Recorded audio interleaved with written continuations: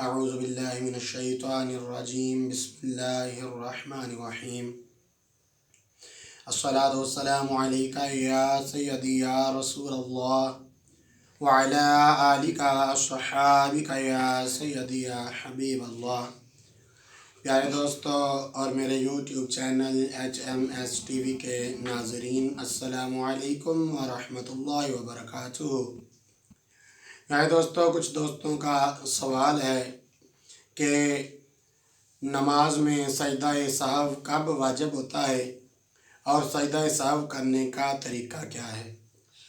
تو میں نے اس سوال کو مد نظر رکھتے ہوئے ویڈیو بنانے کا سوچا ہے، تو میری اس ویڈیو کو سکپ نہیں کرنا، تمام دوستوں نے اس ویڈیو کو دیکھنا اچھی طرح تاکہ پتہ چل سکے کہ کون سے رکن نماز میں واجب ہیں جن کو چھوٹنے سے، رہ جانے سے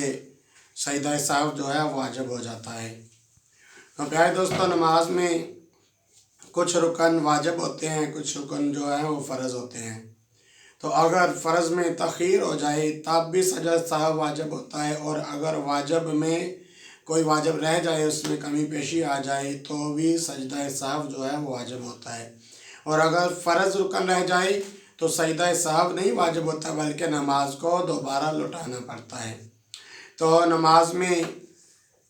جو فرض ہیں، پہلی تکبیر تحریمہ، دوسرا قیام کرنا، تیسرا قرات کرنا، چوتھا رکوع کرنا، پانچواں سجدہ کرنا، چھواں آخری اتحیات، اور ساتواں جو اس کا فرض ہے وہ ہے نماز میں باہر نکلنے کے لیے سلام پھیرنا۔ تو پیارے دوستو، یہ نماز کے فرض، اگر ان میں کمی پیشی کوئی آ جائے، اگر ان میں سے کوئی فرض رہ جائے بھول کر بھی، تو نماز جو ہے سجدہ سہو کرنے سے ادا نہیں ہوگی بلکہ نماز کو دوبارہ ادا کرنا پڑتا ہے۔ تو نماز میں جو رکن واجب ہیں، اگر ان میں سے کوئی رکن رہ جائے تو سجدہ سہو جو ہے ہم پہ لاگو ہو جاتا ہے، واجب ہو جاتا ہے، پھر سجدہ سہو کرنے سے نماز جو ہے مکمل ہوتی ہے۔ تو پیارے دوستو، جو رکن واجب ہیں، اگر ان میں سے کوئی رکن رہ جائے سجدہ سہو واجب، اور اگر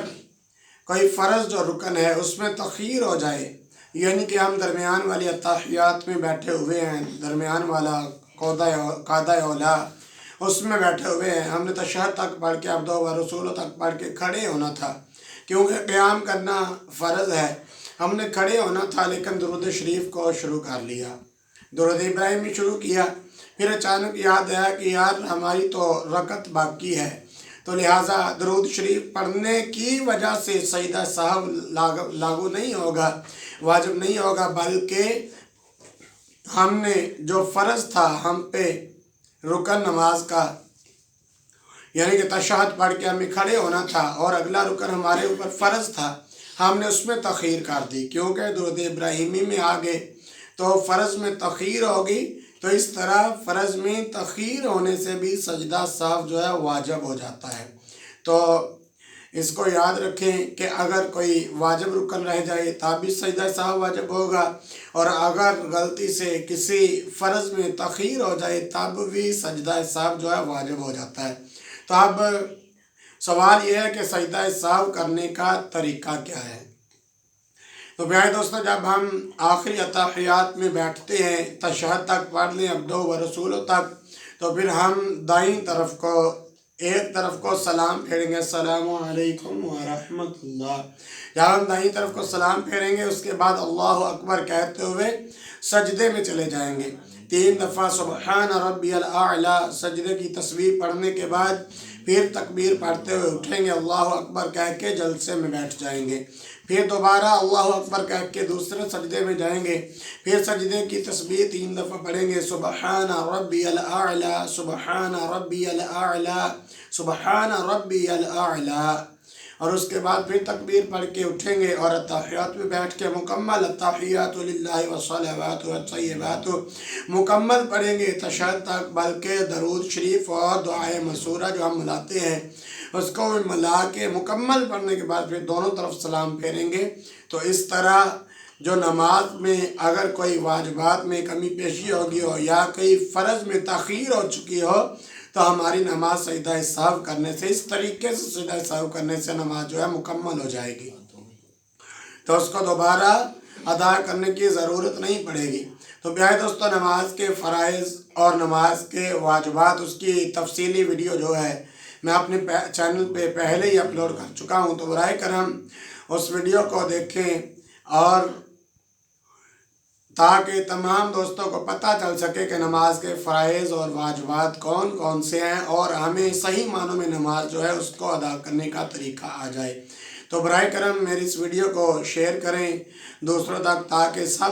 ہر ایک کو پتہ چلے، سب کو پتہ چلے کہ نماز میں سجدہ سہو جو ہے وہ کہاں واجب ہوتا ہے، اور نماز کے فرائض اور واجبات کون سے ہیں۔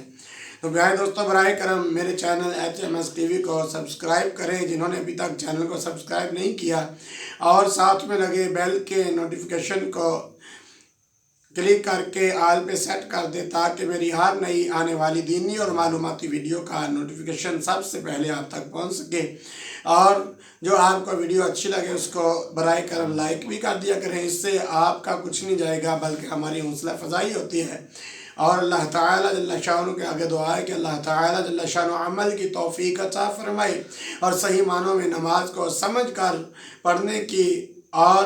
اللہ تعالیٰ جل شانہ کے پیارے حبیب صلی اللہ تعالیٰ علیہ وسلم آپ کے بتائے ہوئے فرامین پر عمل کرنے کی توفیق عطا فرمائے۔ وآخر دعوانا ان الحمد للہ رب العالمین۔